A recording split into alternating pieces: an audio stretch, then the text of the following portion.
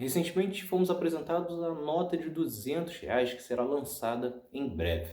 Neste episódio, vou mostrar a história do dinheiro, desde as primeiras moedas até a chegada do real. É Pilatos lá na Bíblia quem nos diz, e também faleceu por ter pescoço o infeliz autor da guilhotina de Paris. Inicialmente, no período colonial, as mercadorias funcionavam como a moeda. Primeiramente com o pau-brasil, depois com o algodão, o açúcar, entre outros produtos. Com o aumento das viagens para o Brasil, foram trazidas então as primeiras moedas através de portugueses, invasores e piratas.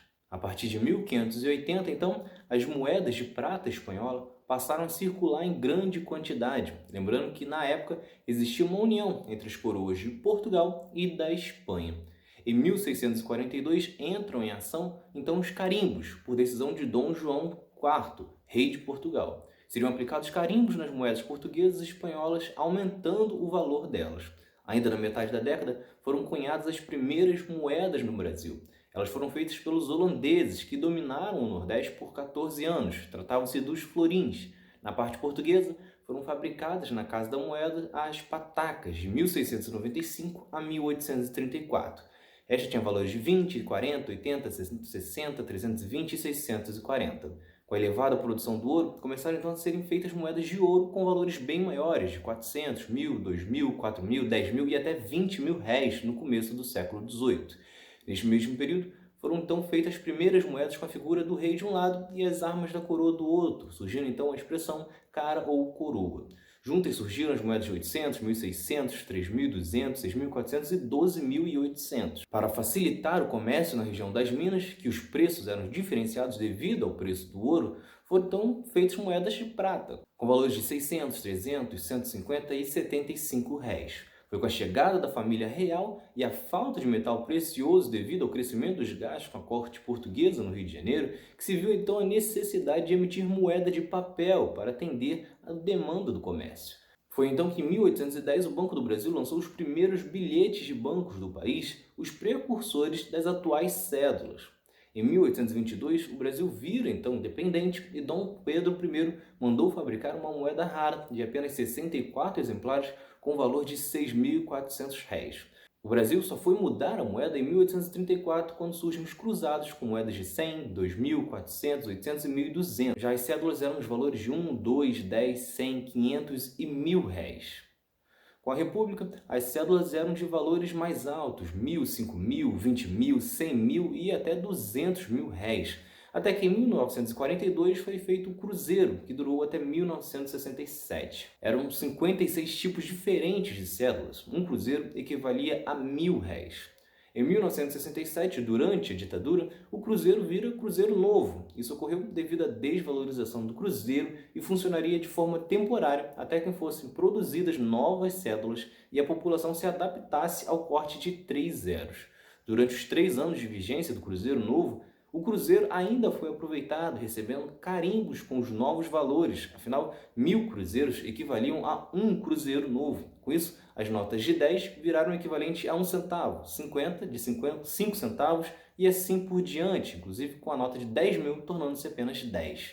Em 1970, então, finalmente é implementada toda a mudança e surge um cruzeiro diferente do anterior e mantendo o valor das notas equivalente ao do cruzeiro novo. Isso durou até 1986. As notas eram de 1, 5, 10, 50, 100, 200, 500, 1.000, 5.000, 10.000, 50.000 e até 100.000. Com a nova república, surge então o cruzado em 1986. Com o objetivo de conter a inflação, um cruzado equivalia a 1.000 cruzeiros e, novamente, as moedas anteriores foram aproveitadas, recebendo carimbos com os novos valores. Além das antigas carimbadas, surgiram também as de 500.000, 5.000 e 10.000 cruzados. Só que o plano não deu muito certo e em 1989 mudamos novamente, agora com o cruzeiro novo. Mais uma vez, um corte de 3 zeros, com um cruzado novo sendo equivalente a 1.000 cruzeiros. Isso dá uma dimensão da inflação dos anos 70 e 80, afinal, por 4 vezes tivemos que lançar moedas que equivaliam 1.000 da anterior. Ou seja, isso acontecia porque se no começo você gastava, por exemplo, 10 cruzeiros por um determinado produto, passados alguns anos isso custava cerca de 10.000, ficando inviável fazer pagamentos com dinheiro vivo. obrigando então a lançar moedas de valores cada vez maiores e em seguida tendo que cortar como fizeram. Mas voltando à história, entre 1990 e 1993 tivemos o Cruzeiro e logo na sequência o Cruzeiro Real. Novamente tivemos um corte de 3 zeros e as moedas anteriores continuavam sendo aproveitadas com um carimbo. Só que a inflação seguia disparada e tivemos inclusive uma nota de 50 mil cruzeiros reais. Já o real que temos agora entrou em vigor em 1º de julho de 1994. Na ocasião, cada R$1 equivalia a 2.750 cruzeiros reais. Só que desta vez, o Banco Central determinou a substituição de todo o dinheiro em circulação. Foram feitos então os valores de R$1, 5, 10, 50 e R$100. Em 2001, surge a nota de R$2 e em 2002, então, aparece a nota de R$20. Antes disso, tivemos ainda uma nota comemorativa dos 500 anos do Brasil no valor de R$10 em um papel diferente. A nota de R$1 foi tirada de circulação e em 2013 tivemos então o lançamento de um novo formato.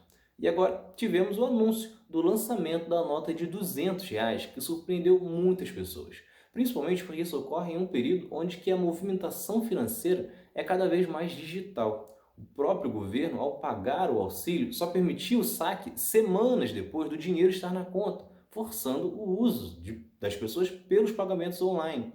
Ainda assim, o Banco Central alega para defender a decisão de que durante a pandemia do Covid-19 foi observado um aumento da demanda por dinheiro em espécie. Ainda de acordo com o banco, a quantidade de dinheiro vivo saltou de 216 bilhões em março para 277 bilhões. Ainda assim, isso não justifica o porquê de se criar uma nota de R$200. Se está circulando mais dinheiro vivo, por que não uma nota de 30 ou 70 ou algum outro valor? Um valor mais baixo. Afinal, 5% da população sequer recebe R$200 por mês e metade dos brasileiros vivem com até R$413 por mês, ou seja, certamente não vão se importar em vez de receber 2 notas de 200, receber 4 de 100.